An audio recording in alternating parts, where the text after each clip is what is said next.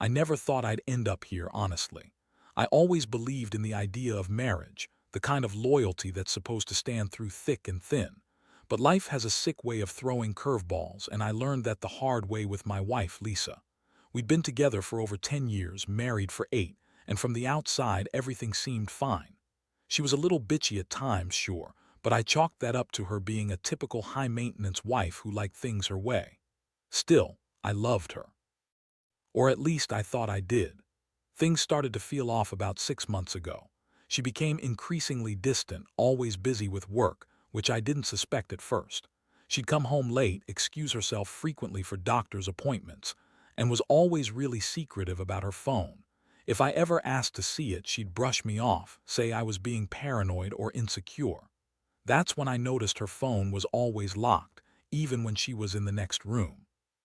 She'd hide it whenever I looked her way. I figured maybe she was just tired or stressed about her job, but deep down, I knew something wasn't right. Looking back, I should have seen the signs earlier. She'd be overly defensive when I asked about her plans, and her attitude towards me became more dismissive. I'd catch her texting someone late at night, but she'd quickly shove her phone aside or claim she was just talking to her sister. I remember one night catching her trying to hide her phone when I walked into the bedroom. She stammered, told me it was just business stuff, but I could see the text messages, nothing explicit, just vague, flirtatious comments that made my stomach turn. That was the first time a seed of doubt really took root. Then came the real wake-up call. My wife, Lisa, had always been obsessed with her appearance, but she started dressing up even more, wearing clothes that were a little too revealing for my taste. She'd go out with friends, but the stories didn't add up. One night after she'd gone out, I decided to check her phone again, just to see if maybe I was imagining things. I found a string of messages from someone named Mike, and the tone was unmistakably flirtatious, even intimate. They'd been exchanging pictures, mostly of her in lingerie, and talking about meeting up. I felt like I'd been sucker punched. My stomach sank. I waited until she got home to confront her. When she walked in, all bubbly and acting like she had no idea what I was talking about, I felt the rage bubbling up. I showed her the messages. Her face twisted into a sneer and she rolled her eyes. "Oh, please," she snapped. "That's nothing. It's just some guy from work trying to flirt. You're so insecure, it's pathetic." I could see through her lies. I knew she was lying, but I also knew I needed to hear it straight from her. I demanded she tell me the truth, and she just laughed, saying I was overreacting and that I was paranoid. That's when I realized. I was married to someone who'd been lying to my face for months, maybe longer. All the signs, all the subtle hints, they were warnings I ignored, and now I was paying the price. After the initial confrontation, I felt like I was walking around in a fog. My mind kept replaying her words, her dismissive laugh, her eye rolls, and the sight of those damn messages. Honestly, I was furious, but at the same time, I was heartbroken. I never thought Lisa could do something like this to me. We had our issues, sure, but I always believed we were stronger than that. Turns out I was naive. In the days that followed, I couldn't focus on anything else. Every time I saw her, I felt a surge of anger and betrayal.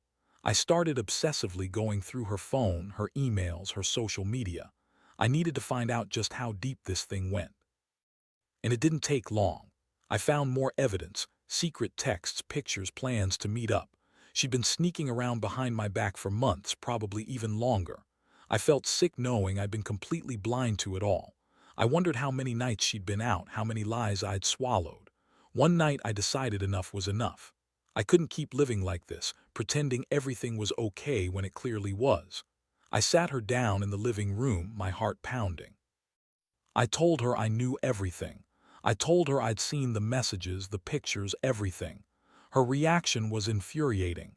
She scoffed at me, rolled her eyes again, and said I was overreacting, that she was only talking to this Mike guy because he was just a friend. She called me insecure and jealous, as if that was supposed to make everything okay. I told her I was done listening to her lies. I wanted the truth, straight up. I demanded she tell me everything, and that's when she finally admitted, with a dismissive shrug, that she'd been seeing Mike for a few months.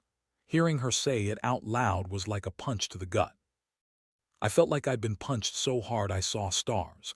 I asked her why she did it, how she could betray me like that. And her answer, "Because you're a terrible husband. You're never around, you don't pay attention to me, and you're boring as hell. Mike makes me feel alive, something you clearly couldn't do anymore." That's when I realized how much she hated our marriage, how much she wanted to throw it all away just to chase some cheap thrill with an outsider. It hurt so bad that I wanted to scream, but I just sat there stunned. I couldn't believe I had been so blind. All those years I worked my ass off trying to give her a good life, and she was out there cheating on me. I thought about the times I was tired and tried to be patient, and she just dismissed me like I was nothing. That night I couldn't sleep. Her words kept echoing in my mind, and I started to question everything. Was I really that terrible a husband? Had I missed the signs? Or was she just always this kind of person, hiding her true self behind a smokescreen of caregiver counseling sessions and fake smiles? I knew one thing for sure. I wouldn't let her get away with it. I had to find a way to fix this or end it for good. I couldn't keep living with the betrayal, the lies, the constant feeling of being played. I promised myself that I'd come up with a plan, some kind of response that would make her regret ever crossing me. But right now, all I felt was a mixture of sadness and rage, ready to explode at any moment. The more I thought about it, the clearer it became that I needed to do something drastic, something to make her pay, to make her understand just how badly she'd messed up. I wasn't about to be some cuckold sitting around while she went out screwing some other guy. No way.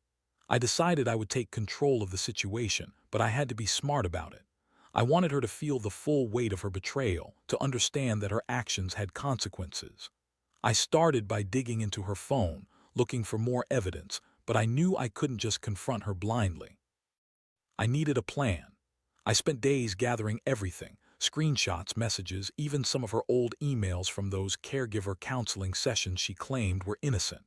I also did some digging online trying to find out about Mike, who he was, how long they'd known each other, whether there was more to the story. I wasn't just gonna confront her and leave it at that. I wanted her to see that I knew everything, that I had all the cards. Meanwhile, Lisa continued to act like everything was normal. She'd come home, act sweet, then snap at me or roll her eyes like I was the biggest idiot alive. She didn't even try to hide her disdain anymore. It was like she enjoyed pushing me, making me feel inferior. That only fueled my determination. I wasn't going to let her walk all over me, not anymore. I decided that I'd hit her where it hurt most, her ego, her pride, her sense of control. One evening I set up a little trap. I left my phone in the living room with a recording app running secretly, just in case she decided to slip up. I knew she'd probably lie, deny everything, but I wanted proof. Sure enough, a couple of nights later, I heard her on the recording talking to someone, probably Mike, about meeting up that very night, about keeping it secret but having fun.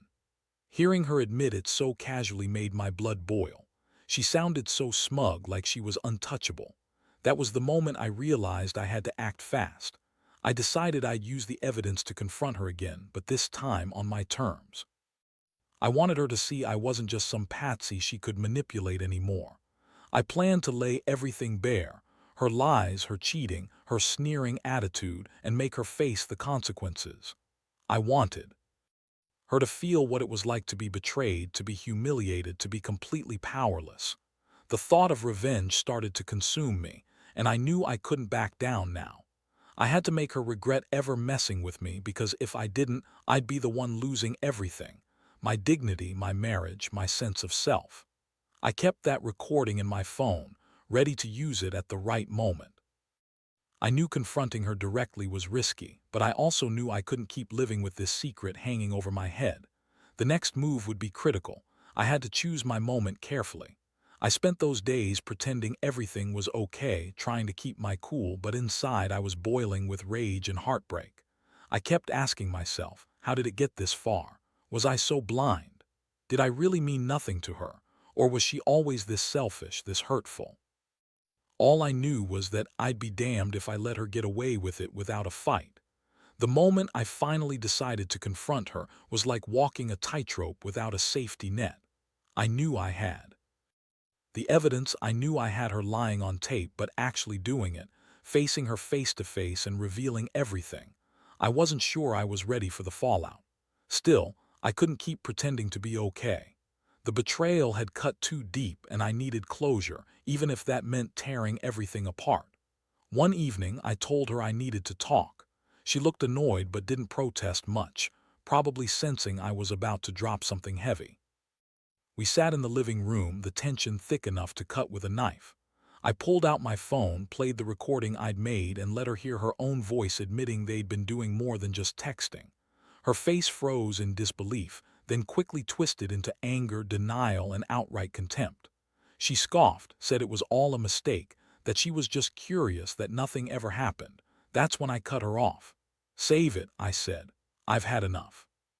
You lied to my face for months, and now I see what kind of person you really are. You're a cheat, Lisa. You've been screwing around with Mike behind my back while pretending everything was fine. How long has this been going on? Did you even care about me, or was I just some fool you settled for?" Her eyes narrowed and she looked at me like I was a complete idiot. "You're overreacting," she spat. "I don't know what kind of crazy story you're trying to spin, but I've done nothing wrong. I was just talking to Mike because I was lonely. You're so insecure, it's pathetic. You're making this into some big thing when it's really just your own issues." She then launched into a tirade about how I never paid enough attention to her, how I was boring, how she deserved better. It was classic Lisa: blame everyone else for her mistakes, deny everything, and act like she's the victim. But I wasn't buying it anymore. Hearing her lie with that much conviction made me realize how much she'd mastered the art of manipulation. I felt my blood boil and my hands shake. I told her she was disgusting, that I couldn't believe I ever trusted her. I told her I wasn't going to sit around and be played like some fool. I wanted her to see the damage she caused, to feel the weight of her actions. I told her I was done, that I was leaving her, that I wasn't going to be a part of her life anymore if she kept up this crap. Her reaction was classic Lisa. She started crying, but not because she was sorry. No, it was that fake crying that's more about manipulating you than genuine remorse. She sneered through her tears, called me possessive, paranoid, and said I was jealous because I don't love her anymore. She kept insisting she was innocent, that I was just paranoid, that she deserved someone better than me. I felt a mix of disgust, anger, and crushing sadness. I realized at that moment that I was never going to get the truth from her, at least not honestly.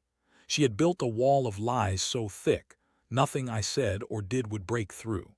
I looked at her then and knew I couldn't keep living like this. I told her I was leaving, that I wanted her out of the house, and she just sat there silent, with this look on her face like she already knew she'd won something. But she hadn't won, she'd just sealed her own fate. I grabbed my keys, my phone, and walked out that door, leaving her behind, still crying, still denying everything.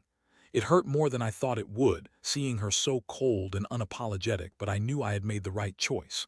I couldn't keep living in a lie, and I refused to be anyone's fool anymore.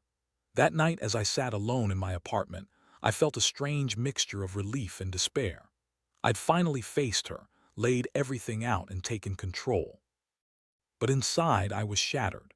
The person I loved, the person I trusted, had betrayed me so deeply I wondered if I'd ever feel normal again.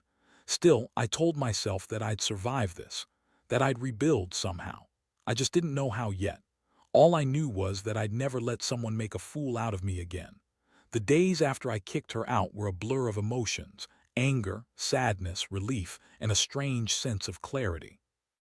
I kept replaying everything in my mind, trying to make sense of how I had missed all the signs, how I had trusted someone who clearly never valued me the way I thought she did.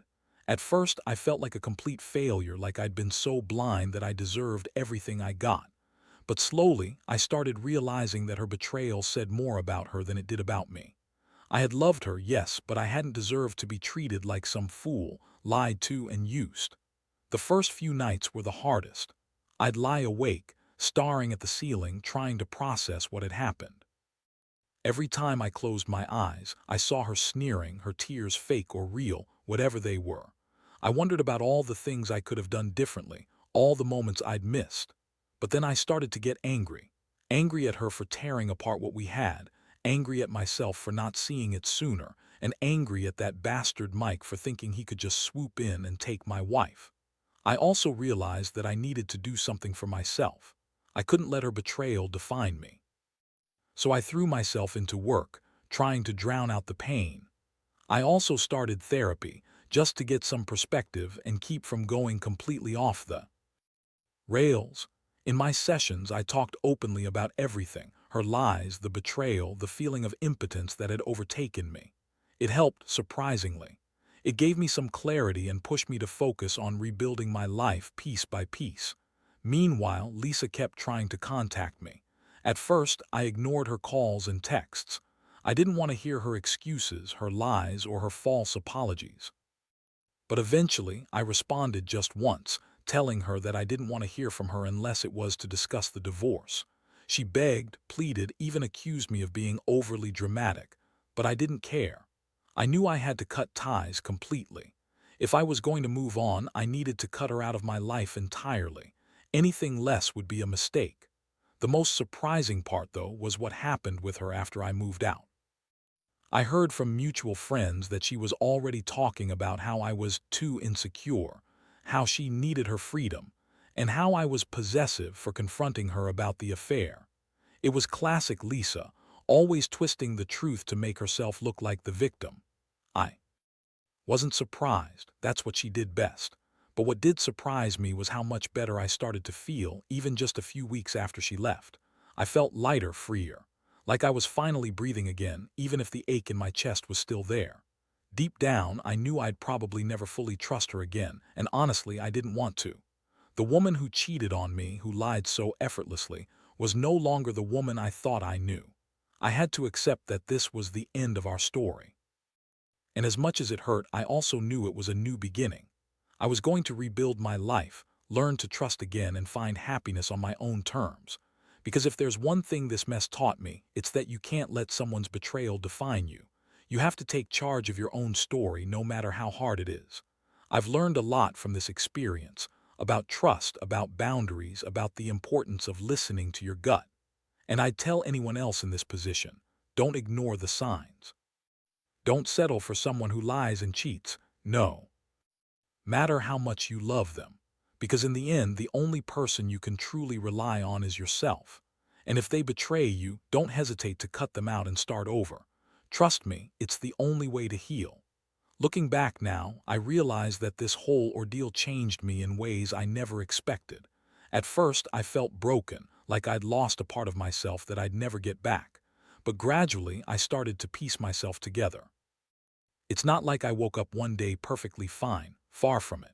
There are still nights when I lie awake, thinking about what I went through, what I lost, and what I gained. The trust was shattered, but somehow I found a way to rebuild my confidence, my boundaries, and most importantly, my sense of self-worth. The thing I've learned most from all of this is that betrayal cuts deep, but it also reveals what really matters. I used to think that marriage was about loyalty and sticking through the tough times. Turns out it's more about respect and honesty, things I thought Lisa had, but clearly she didn't. Now I know I'll never tolerate that kind of betrayal again. I refuse to be anyone's fool, and I refuse to accept lies as part of a relationship. What's been most shocking is how quickly life can change when you realize the truth. One day, everything is normal, your routines, your hopes, your trust, and the next, it's all turned upside down. But in that chaos, I found clarity. I saw who I really was, and I learned that I am stronger than I thought. I don't need someone lying to me or treating me like I'm disposable. I deserve honesty and respect, and I refuse to settle for anything less. To anyone who finds themselves in a similar situation, I'd say this: don't ignore the signs. Don't brush off that little voice inside your head telling you something's wrong. Confront it, face it head on. Because if you don't, you might wake up one day with everything gone: your trust, your dignity, your self-esteem. It's hard, I won't lie. It hurts like hell. But it's also necessary. You have to put yourself first. You have to realize that your happiness and respect matter more than keeping someone around who doesn't value you. In the end, I'm grateful for what I've gone through. It's made me more cautious, more self-aware, and maybe even a little wiser. I've learned that sometimes the only way to truly move forward is to cut ties completely and start fresh. That's what I did, and I have no regrets. Because even after all the pain, I found a way to stand up, dust myself off, and keep going. The future's uncertain, sure, but it's also mine now. And I plan to live it with honesty, integrity, and a whole lot more self-respect than I ever had before.